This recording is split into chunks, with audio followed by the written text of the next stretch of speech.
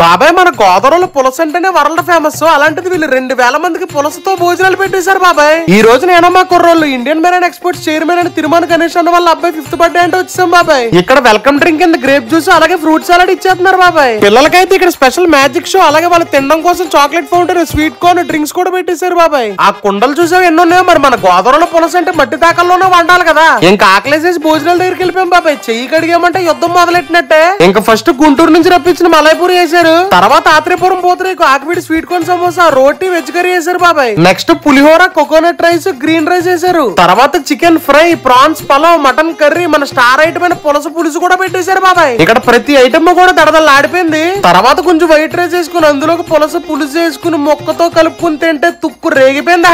మనోళ్ళకి కూడా తెగనచ్చేసిందంట. ఇంకా లాస్ట్ లో గడ్డ కొండ పెరుగు కొట్టి చంపేసింది బాబాయ్. ఈ ఈవెంట్ చేసింది రాజా మెస్ అండ్ ఈవెంట్స్ అంట. మన గోదావరి భోజనాలు అంటే ఎవరికి ఇష్టమో కామెంట్ చేసింది బాబాయ్. ఉంటాను మరి అయితే జాగ్రత్త.